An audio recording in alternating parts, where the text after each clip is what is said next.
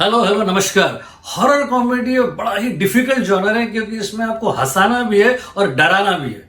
इस जॉनर में इंटरनेशनली बहुत सारा काम हुआ है, लेकिन सक्सेसफुल फिल्मों की गिनती उंगलियों पर गिनाने लायक ही है।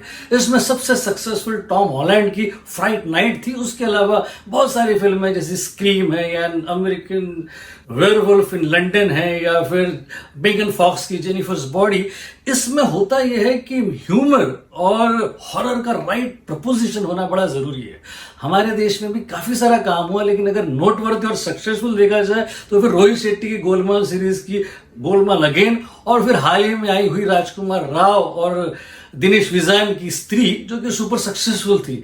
होता यह है कि हम अक्सर हॉरर कॉमेडी को देखने जाते हैं और फिर फिल्म मेकर के इनएबिलिटी पे हंस के वापस आ जाते हैं, क्योंकि ना हमको डर लगता है ना हमको हंसी आती है। ऐसी एक फिल्म नेटफ्लिक्स पर 10 सितंबर 2020 से स्ट्रीम हो रही है जिसका नाम है the baby seater killer queen. यह सीक्वल है 2017 में बनी हुई द बेबी सीटर का, और कहानी वहीं से 2 साल के बाद शुरू हुई थी जहां पर पहली खत्म हुई थी। उसके और इसके भी डायरेक्टर है मैक जी, जिन्होंने अपना करियर शुरू किया था 2000 में बनी चार्लीज एंजल्स से। उसके बाद 2003 में चार्लीज एंजल्स का sequel Charlie's Angel full throttle उन्होंने डायरेक्ट किया था। उसके अलावा फिर 2007 में उन्होंने टर्मिनेटर सॉल्वेशन में डायरेक्ट किया था। और वो चूंकि म्यूजिक वीडियोस से आए हैं, इसलिए उनके काम में काफी एनर्जी और वेरी डिफरेंट कैमरा एंगल्स और एक खास तरीके का आर्ट डायरेक्शन दिखाई देता है। वो सारी चीजें पहले पार्ट में थी और उसमें खास किस्म का इनोसेंस था, जिसमें एक छोटा बच्चा टीनेज लड़का होता है जो कि अपनी सेक्सी बेबी सीटर के प्यार में पड़ जाता है। उसके ऊपर क्रश उसका आ जाता है और बाद में उसे मालूम पड़ता है कि वो बेबी सीटर एक्चुअली एक बहुत ही खूनी आत्माओं वाले कल्ट का पार्ट है, या उसकी टीम मेंबर है जो कि खूनी शैतानों को पूछता है। ये जो लिनियरिटी और सिंप्लिसिटी पहले वाले पार्ट में थी, वो कहीं पे भी नजर नहीं आती इस पार्ट में। अब ये baby seater the killer queen का बच्चा बड़ा हो गया है और वो अब कॉलेज जाने लगा है, और अब उसकी गर्लफ्रेंड भी है, लेकिन अभी भी वो अपने पुरानी चीजों को याद करके अपने उस मेंटल ट्रॉमा से नहीं निकला है और किसी साइकेट्रिस्ट की वो मदद भी ले रहा है। अब वो अपनी इस गर्लफ्रेंड और इस गर्लफ्रेंड के कुछ हिप दोस्तों के साथ एक वीकेंड लेक पार्टी में जाता है, और वहां पे जाने के बाद उसको पता चलता है कि उसकी जो गर्लफ्रेंड है वो भी उसी कल्ट का पार्ट है जिसका पार्ट उसकी बेबी सीटर थी पहले पार्ट में, पन इंटेंडेड। उसके अलावा अगर देखा जाए तो उसके जितने दोस्त थे जो पहले पार्ट में मर गए थे, वो भी सारे शैतान और डेविल बन के उसके सामने नजर आने शुरू हो जाते हैं, और ये सारे के सारे उसके खून के पैसे लिटरली।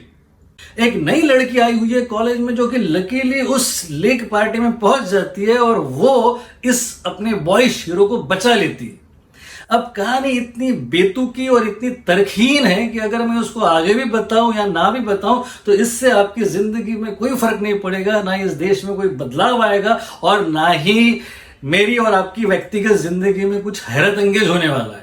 बस एक लंबी सांस लेके हम ये कह लेंगे कि 101 मिनट की इस फिल्म को देखने के बाद हमने कुछ भी हासिल नहीं किया है। मारकाट और खून खराबा इतना विचित्र और बेढंगा है कि गर्दन काटते हुए और आंख काटते हुए इसमें से इतना खून निकलता है जैसे खून की होली खेली जा रही हो। एक लड़की फंसी पड़ी है 2 पहाड़ों के बीच में, तो उसके पैर को इतने जोर से खींचा जा रहा है कि उसका सिर अलग और धड़ अलग और उसमें से खून निकल रहा है। अब इसको देखकर क्या आप डरोगे? एक लड़का पेशाब कर रहा है और पीछे से एक लड़की आई तो वो चौंक गया और वो उल्टा घूमकर उसने पेशाब उस लड़की के चेहरे पे कर दी। अब इससे आपको क्या हंसी आएगी? आपको दया आएगी इस इंडिसेंसी और भौंडेपन पे। राइटिंग, डायरेक्शन और आर्ट डायरेक्शन उतना ही कमजोर है जितना कि आर्टिस्ट का परफॉर्मेंस। बीच बीच में लो ग्रेड गेमिंग की रेफरेंसेस और बुरा सा एनिमेशन और फिर वो कर्कश म्यूजिक आपको अपने अलावा नेटफ्लिक्स के आपके सब्सक्रिप्शन पे भी चिढ़ाएगी।